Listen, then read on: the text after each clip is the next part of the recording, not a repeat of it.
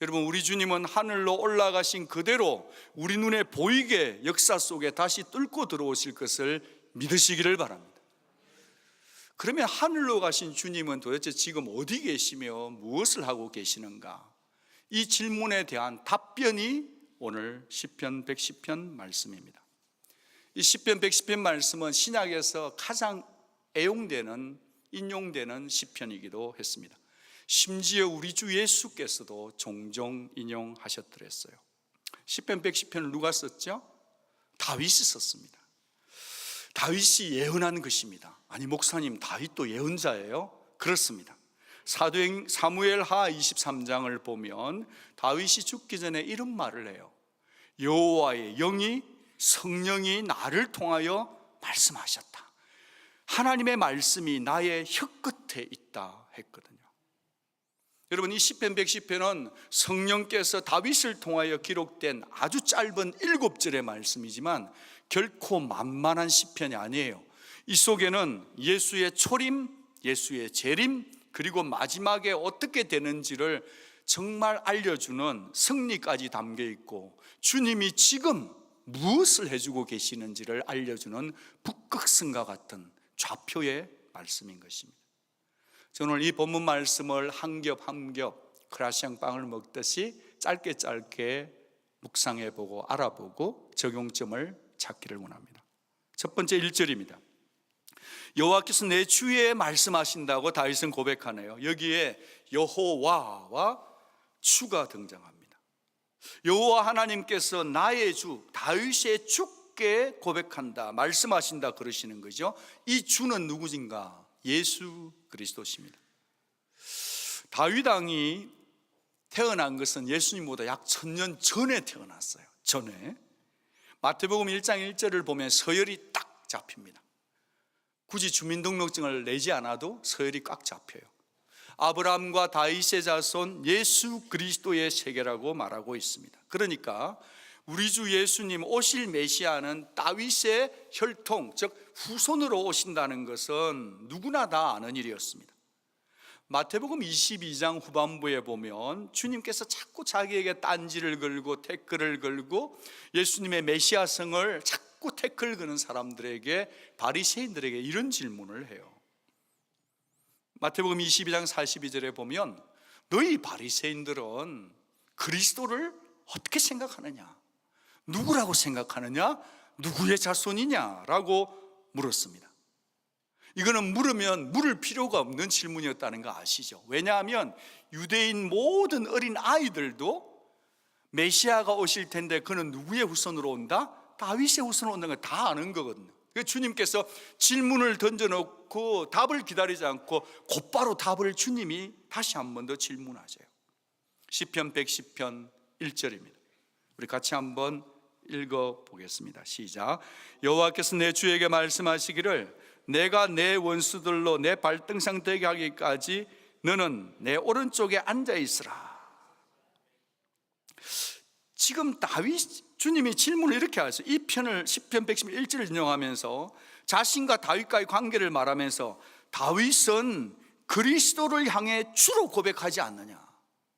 다윗이 여호와께서 내 주에게 말씀하셨다 하면서 다윗이 주라고 고백하는 거예요. 그러니까 다윗이 그 메시아에 대해서 나의 주라고 고백했는데 어떻게 그의 후손이 되겠느냐라고 주님이 질문하시면서 대답해봐라 그러시는 거죠.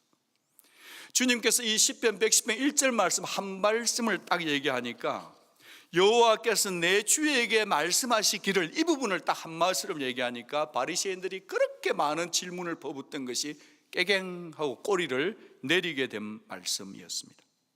그렇습니다. 우리 주 예수님 오신 메시아는 다윗 왕보다 먼저 계신 분이에요. 좀 더 나가면 믿음의 조상인 아브라함보다 먼저 계셨던 영원한 주님인 것을 믿으시기를 바랍니다. 저는 1962년생이거든요. 저는 역사 속에서 1961년에는 이 지구촌에 없었던 인격입니다.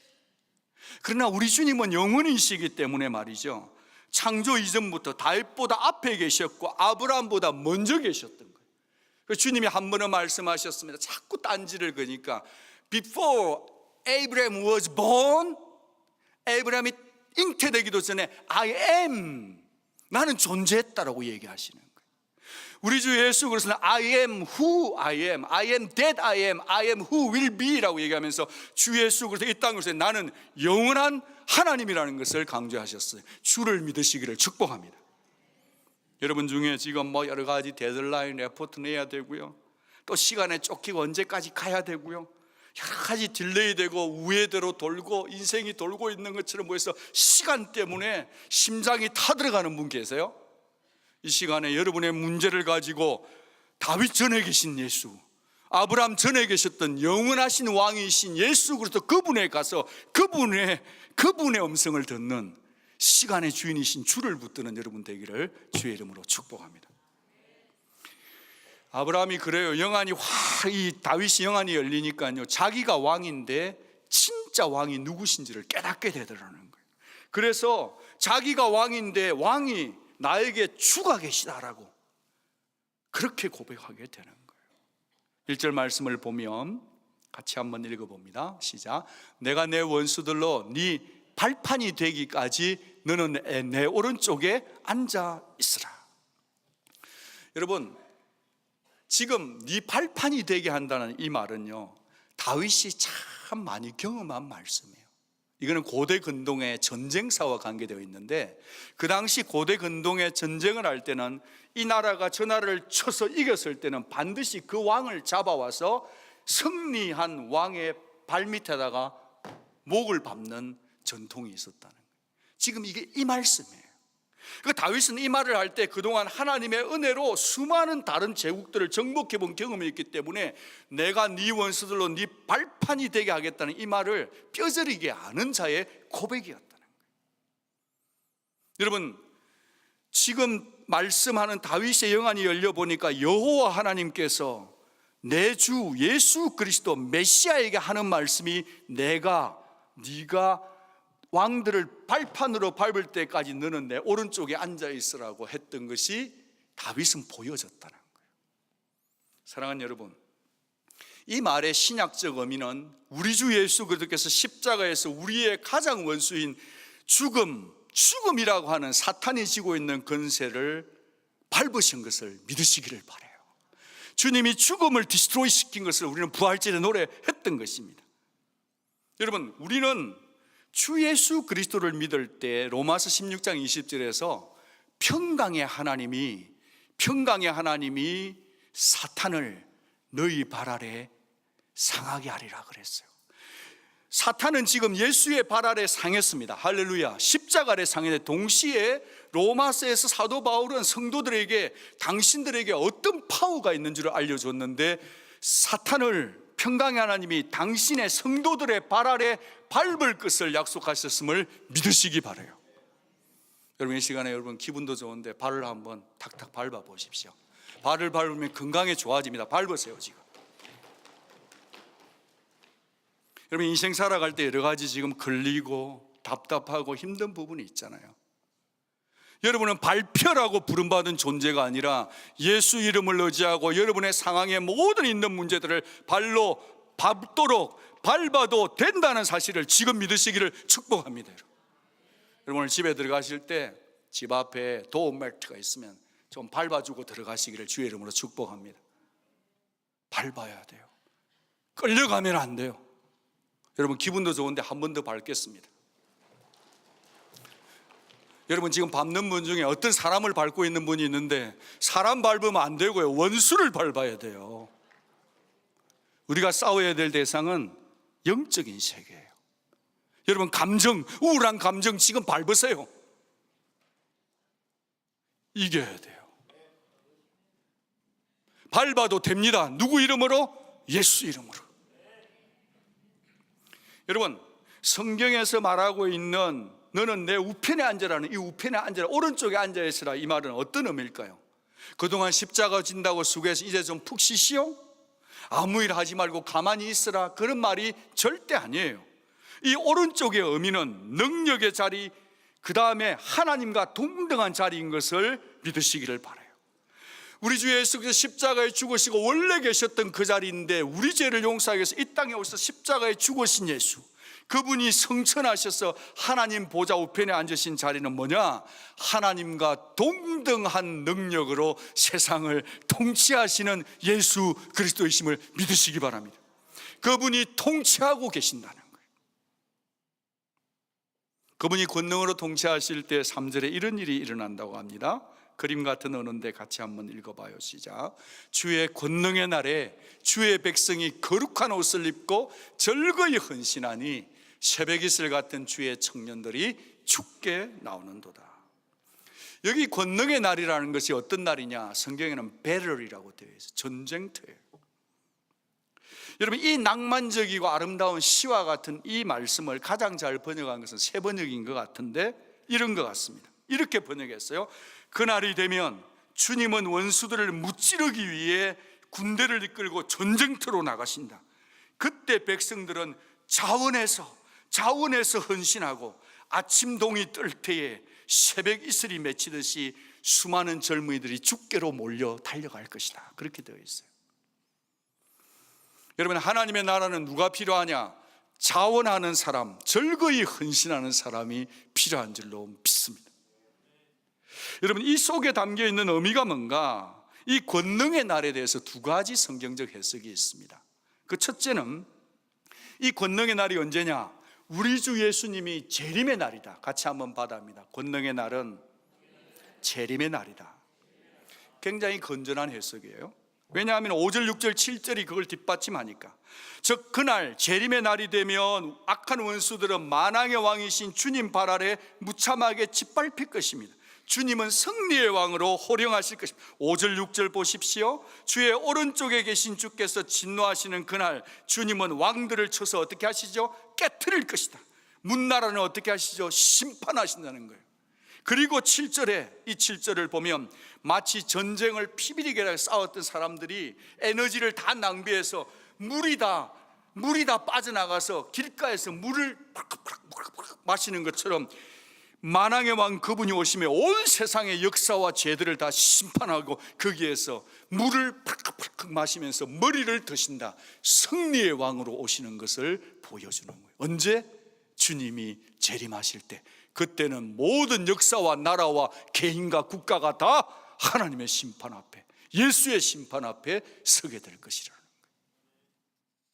여러분, 주님이 언젠가 다시 오실 터이니 깨끗하게 사시기를 주의 이름으로 축복합니다. 주의 다시 오심을 사모하고 인생을 바라보시기를 바라요. 자, 첫 번째가 권능의 날이 재림의 날이란다면 저는 두 번째 해석을 더 선호해요. 두 번째 해석은 뭐냐 하면 모든 이 권능의 날은 모든 날이라는 거예요. 같이 한번 받아합니다. 이 권능의 날은 날마다이다. 날마다.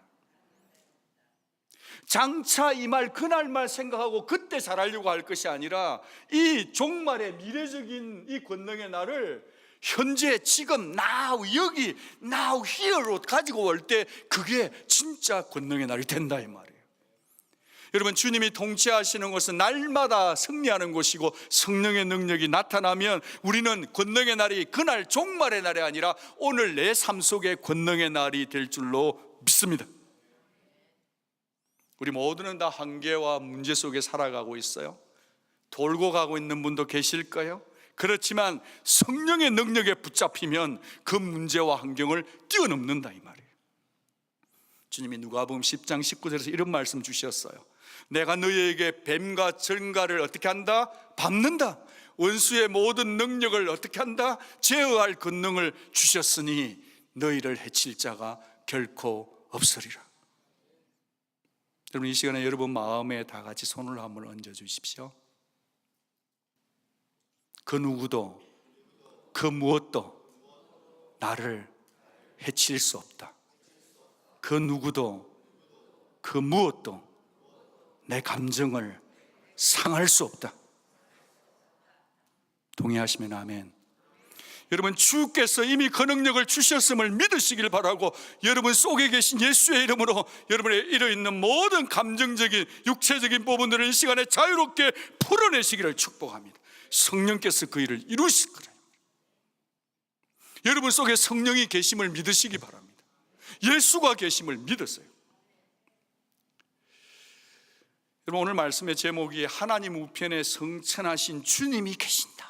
죽음 깨트리고 성천하신 주님이 계시니 어떻게 해야 될까? 두 가지 질문을 해보고 싶은데, 그 첫 번째 질문은 나는 새벽 이슬 같은 주의 군사로 사는가? 여러분, 이 두 단어를 보십시오. 새벽 이슬과 주의 군사가 잘 어울려요. 새벽 이슬은 시어예요. 시상이에요. 주의 군사는 군사 용어예요. 시와 군대 용어가 만나서 어울리지 않는데, 하나님은 우리에게 이 어울리지 않는 조합으로 콜링을 한다는 거예요.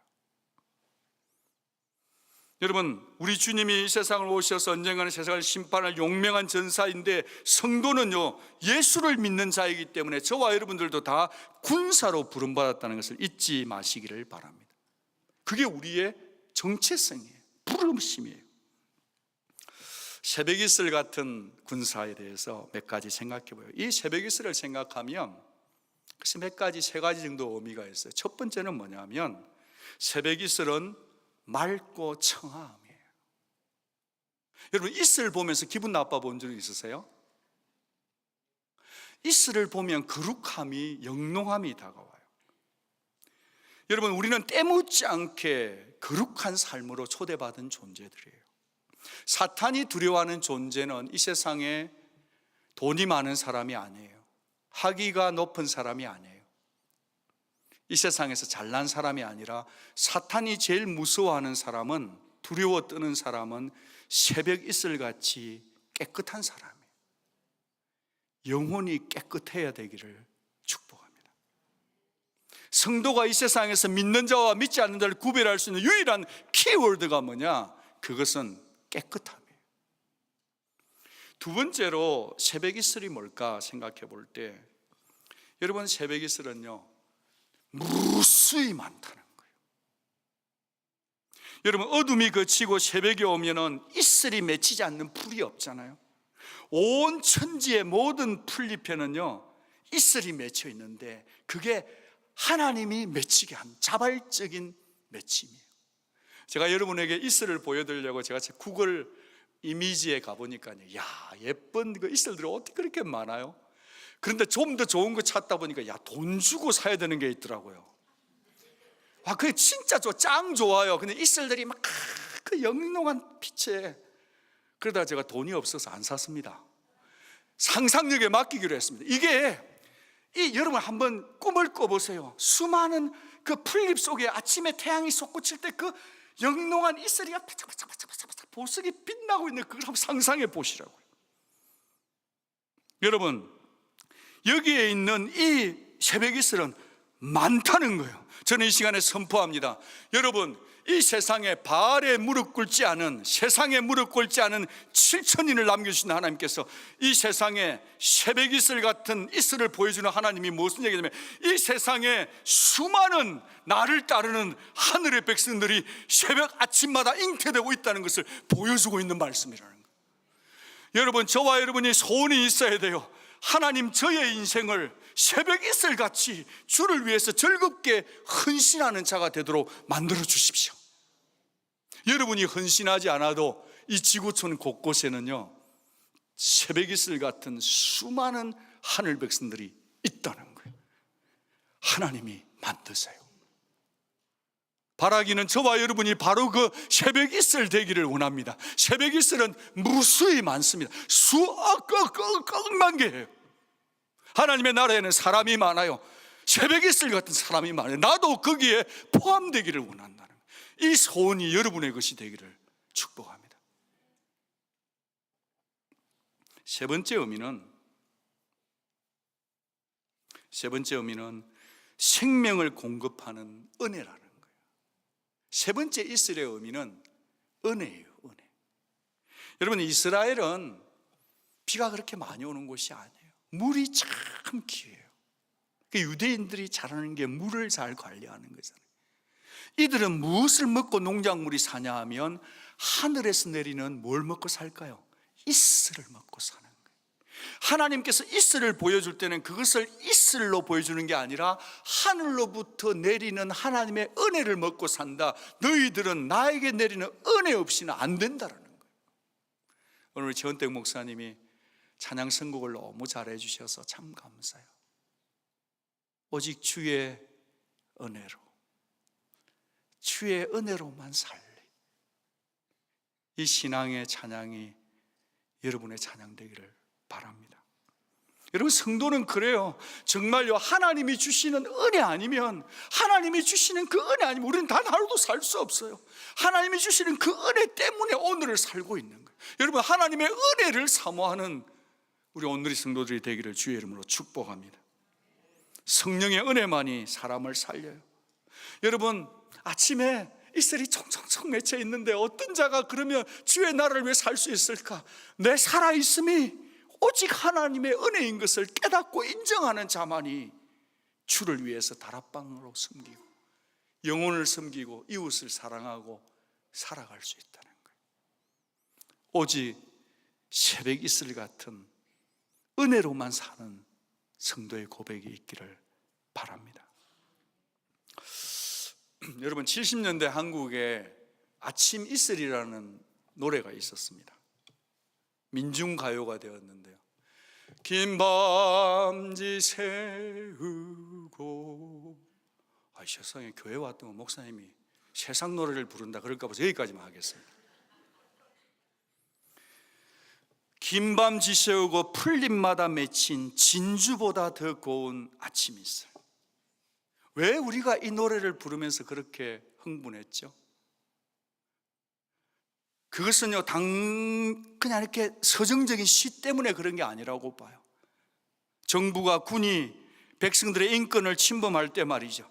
그래서 그걸 참을 수 없어서 뭔가 그 강인한 의지, 저항 정신이 거기에 담겨 있었기 때문에 탄압과 억압을 소리로 만들어서 민중의 소리로 그렇게 해도, 태양은 묘지 위에 붉게 타오르고 나 이제 가노라 저 거친 광야에. 뭐죠? 나를 감옥에 쳐넣어라. 나 그래도 간다. 태양이 묘지 위에 솟구치고 있으니까 저항정신이에요. 저항정신. 전 여러분에게 묻고 싶습니다. 저 자신에게도 묻고 싶은 게 있어요. 여러분, 요즘 죄가 여러분을 유혹하면 덥석덥석 받아 물고 가고 있습니까? 죄가 따르면 치아라, 나 하나님의 아들 딸이다 그러면서 저항하고 살고 있냐고 묻고 싶은 거예요. 여러분의 신앙 습관은 어떠세요? 하나님이 기뻐하는 거룩으로 가는, 죄를 짓는 것을 거부하고 저항하며 어찌 하든지 간에 하나님을 더 사랑하기 위해서 저항하며 인생을 살고 있습니까? 아니면 그냥 쓸려 내려가는 인생을 살고 있냐고. 여러분, 우리가 이런 저항 정신이 좀 필요하지 않을까요? 예수 이름으로 사탄을 저항하는 정신, 예수의 이름으로 나 자신의 죄를 짓고 싶을 죄를 짓지 않고, 죄는 제일 마지막에 지어도 된다라고 끝까지 저항하고 죄 안 지어지려고 발버둥 치는 정신, 나의 육신적인 이 모든 땅의 것들을 잘라내고 죽여내는 저항 정신이 필요한가 아닐까. 아무리 큰 고기도요, 죽은 고기는 그냥 시냇물에 썰려가요.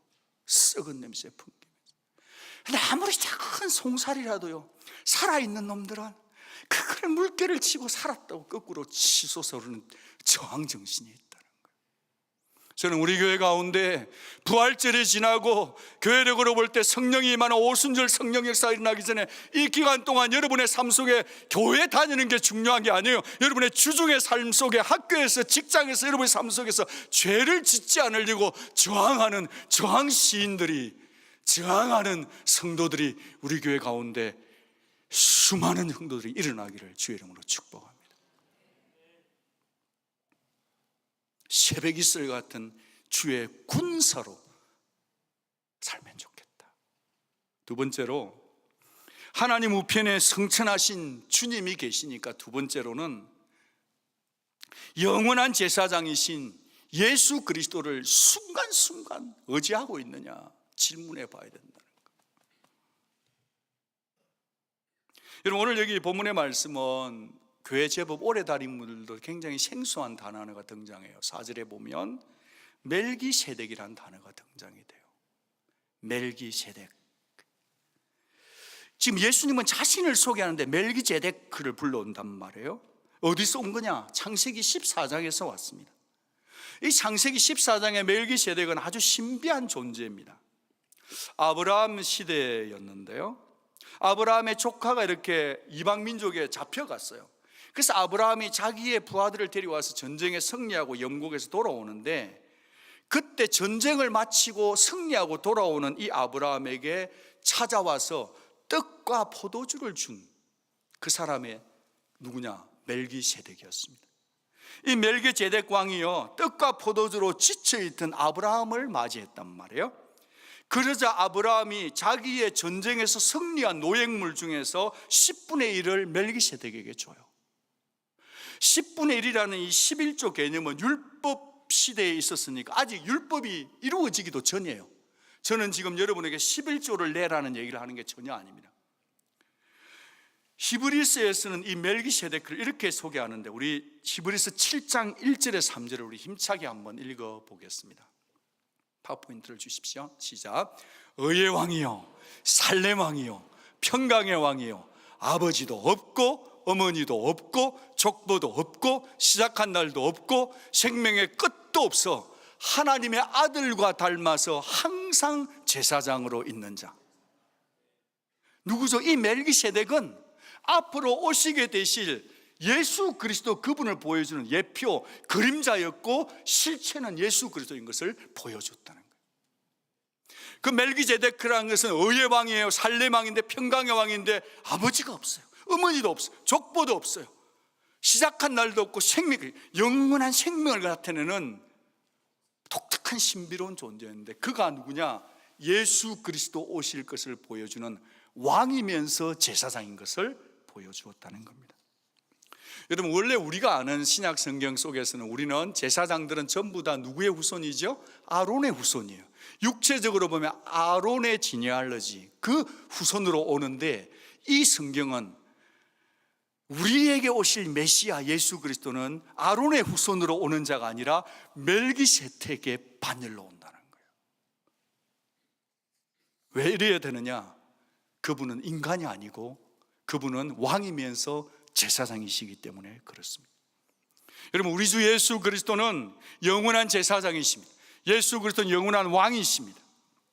왕이시기 때문에 통치하시고 제사장이기 때문에 백성들의 모든 죄를 다 용서해 주고 계시는 존재이십니다. 우리 로마서 8장 34절 같이 한번 읽어요. 누가 정죄하리요? 죽으실 뿐 아니라 다시 살아나신 이는 그리스도 예수시니 그는 하나님 우편에 계신 자요 우리를 위하여 간구하시는 자시니라. 저는 지금 이미 우편에 대해서 여러 번 말씀을 드렸습니다. 이 우편은 권능의 자리, 도울 수 있는 자리, God is able, 다 줄 수 있는 자리, 통치하는 자리, The Lord reigns, 우리를 책임지는 sovereign God을 얘기하는 거예요. 여러분, 이 예수를 믿으시기를 주의 이름으로 축복합니다. 그분이 하는 일이 있어요. 저와 여러분을 위해서 기도해 주심을 믿으시기를 바랍니다. 여러분, 주님이 뭔가 십자가에서 다 이루지 못해서 어머머 세상에, 십자가에서 다 못 이루었네, 그래서 천국 가가지고 하나님 우편에서 그렇게 뭔가 남은 것을 더하기 위해서 하는 걸까요? 아니라는 거예요. 주님은 완벽하게 이루었는데 아직 우리가 이 땅에 남아있기 때문에 우리를 위하여서 대신 기도하고 아직도 전쟁 중인 저와 여러분을 위해서 기도해 주시는 예수를 믿으시기를 바랍니다. 아직 우리는 이 땅에서 영적인 원수와 싸워야 합니다. 우리는 새벽 이슬 같은 주의 군사로 부름을 받았지만 우리는 지금 싸워야 되는 존재들이에요. 여러분 주변에 혹시 이런 것이 가까이 있지 않습니까? 탐욕, 두려움, 이혼, 성폭력, 무시, 중독, 거부, 폭력, 냉담, 전쟁, 죽음이 가까이 있지 않습니까? 이럴 때 여러분, 성경은 여러분의 여러분 스스로 참아라 인내라고 말하지 않아요? 여러분 지혜로 이기라고도 말하지도 않아요. 여러분 성품으로 이기라고도 말하지 않아요. 이게 아니라는 거예요. 그러면 뭐냐? 돈으로 이기라는 거예요? 아니에요. 기술로? 아니에요. 교육으로? 아니에요. 심지어 종교로도 이길 수 없다. 여러분 기독교가, 교회가 여러분에게 승리를 주지 않습니다. 오직 죽으시고 부활하셔서 하나님 보좌 우편에서 저와 여러분을 위해서 기도해 주고 계신 예수 그리스도, 그분만이 여러분의 이 문제를 해결할 수 있음을 믿으시기를 바랍니다. 여러분, 우리는 새벽이슬 같은 영적인 군사들입니다. 죽으시고 부활하셔서 하나님 보좌 우편에 앉아 계신 예수님은 이 땅에 우리가 살면서 돌아가고 넘어지고 헷갈리고 아프고 혼란스럽고 그렇게 살지 않도록, 여러분이 절대로 넘어지지 않도록, 곁길 가지 않도록, 주저앉지 않도록 일어날 수 있도록 여러분을 위해서 날마다 중보해 주고 계심을 믿으시기 바라요. 예, 목사님, 그런데 내 와이프가 자동차 타이어에 네일 꽂혔는데, 어제는 내 거 꽂혔는데요, 내 비행기 캔슬되었는데요, 내 계획이 무너졌는데요, 넘어졌는데요, 몸도 아픈데요, 연약한데요, 주저앉고 싶은데 내 마음이 아픈데요, 목사님 나 어떻게 해요? 여러분, 그러나 그럴지라도, 그럼에도 불구하고 다윗이 믿고 고백했던 죽으시고 부활하신 예수 그리스도, 그분이 여러분을 위해서 기도해 주고 계시니 그분에게 달려가 그분으로 말미암아 이겨낼 수 있는 저와 여러분 되기를 주님의 이름으로 축복합니다. 그분은 살아계신 분이십니다. 여러분이 새벽이슬 같은 군사로 살아서 여러분의 삶의 현장에서 승리하기를 바랍니다. 제 소원이 있습니다. 여러분이 교회에서만 잘하지 마시고 이 설교를 여기서 듣고 은혜로 끝내지 말고 집에 가져가서 이 말씀이 역사되기를 축복합니다. 여러분, 이 말씀이 여러분의 직장생활 속에서 역사되기를 축복합니다. 여러분, 이 말씀이 여러분의 불확실한 미래의 한복판에서 역사될 수 있기를 바라고 주님이 생각날 수 있기를 축복합니다. 주와 함께 승리하는 새벽이슬 같은 군사들이 되시기를 바라요. 우리는 안 돼도 하나님 보좌 우편에 계신 죽으시고 부활하신 주님께 가면 승리할 줄로 믿습니다. 같이 기도하겠습니다.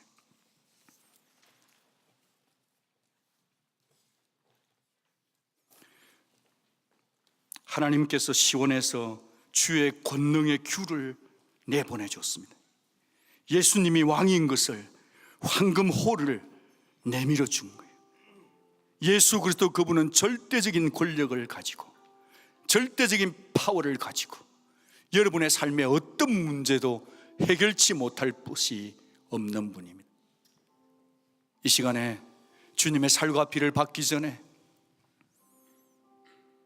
여러분 기뻐하시고, 여러분 힘을 내시고 예수 그분에게 가서 여러분이 무엇이 지금 필요합니까? 여러분 지금 무엇이 진짜 여러분이 힘들게 합니까? 예수께로 가져가십시오. 주님이 그 문제를 해결해 주실 것입니다. 이 시간에 같이 소리내어서 기도하겠습니다.